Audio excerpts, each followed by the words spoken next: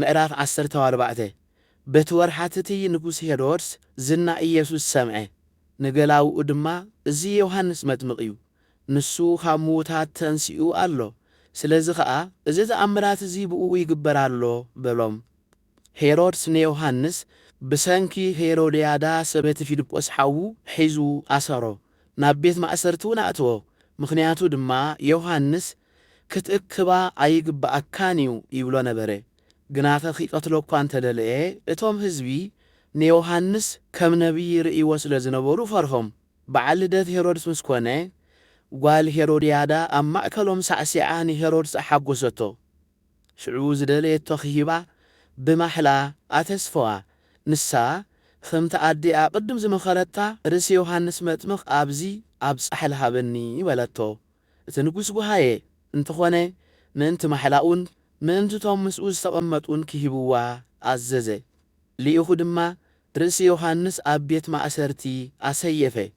ነታ ርእሱ ብጻሕሊ ኣንጽኦም ነታ ጓል ሃብዋ ንሳ ድማ ናብ ኣዴኣ ወሰደታ ደቀ መዛሙርቱ ከዓ መጺኦም ሬሳኡ ኣልዒሎም ቀበሩ ከይዶም ድማ ንኢየሱስ ነገርዎ ኢየሱስ ነዚ ምስ ሰምዐ ካብኡ ብጃልባ ኣልጊሱ ንበይኑ ናብ ጽምው በረኻ ኸደ እቶም ህዝቢ ሰሚዖም ከካብ ዓዶም ተኣኪቦም ብእግሪ ሰዓብዎ ኢየሱስ ካብኡ ወፂኡ ብዙሕ ህዝቢ ረኣየ እሞ ደንገጸሎም ሕሙማቶም ድማ ኣሕወየ ምስ መሰየ ደቀ መዛሙርቱ ናብኡ ቀሪቦም እዚ ቦታ እዚ በረኻ እዩ ሰዓት ድማ ሓሊፉ እዩ ስለዚ እዞም ህዝቢ ናብ ዓድታት ከይዶም ንባዕሎም ምግቢ ከዕድጉ ኣፋንዎም በልዎ ኢየሱስ ግና ክኸዱ ኣየድልን እዩ ዝብላዕ ንስኻትኩም ሃብዎም በሎም ንሳቶም ድማ ኣብዚ ብዘይ 5 እንጀራን 2 ዓሳን ገለ የብልናን በልዎ እሱ ግና ናባይ ኣምጽእዎን በለ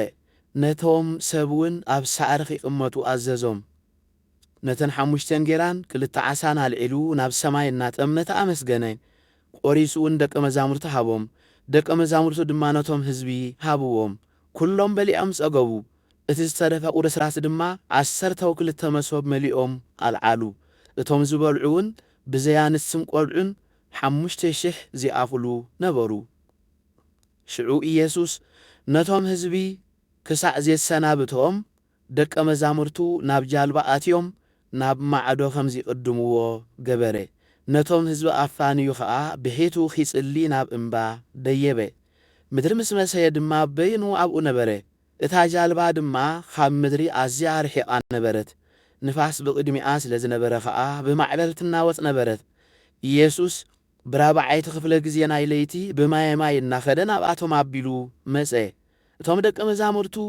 ብማየማይ ክኸይድ ምስ ረኣይዎ ተሸበሩ ብፍርህ ድማ ንትሓትዩ ኢሎም ኣእወዩ ኢየሱስ ግና ብኡ ኣጀኹም ኣነ እየ ኣይትፍርሁ ኢሉ ተዛረቦም ጴጥሮስ መሊሱ ጐይታይ ንስኻ እንተ ኾንካስ ብማየማይ ናባኻ ክመጽእ ኣዝዘኒ በሎ ንሱ ከዓ ነዓዓ በሎ ሽዑ ጴጥሮስ ካብ ጃልባ ወሪዱ ብማየማይ እናኸደ ናብ ኢየሱስ ኣቢሉ መጸ ብርቱዕ ንፋስ ምስ ረኣየ ግና ፈርሀ ኪጥሕል ምስ ጀመረ ድማ ጐይታይ ኣድሕነኒ ኢሉ ኣእወየ ኢየሱስ ድማ ብኡ ኢሉ ዘርጊሑ ሓዞሞ ኣታ በዓሉ ውሕድ እምነት ስለምንታይ ክትጠራጠርካ በሎ ናብ ጃልባ ምስ ደየቡ እቲ ንፋስ ሃድአ እቶም ኣብ ጃልባ ዝነበሩ ከዓ ንስኻ ብሓቂ ወዲ ኣምላኽ ኢኻ እናበሉ ሰገዱሉ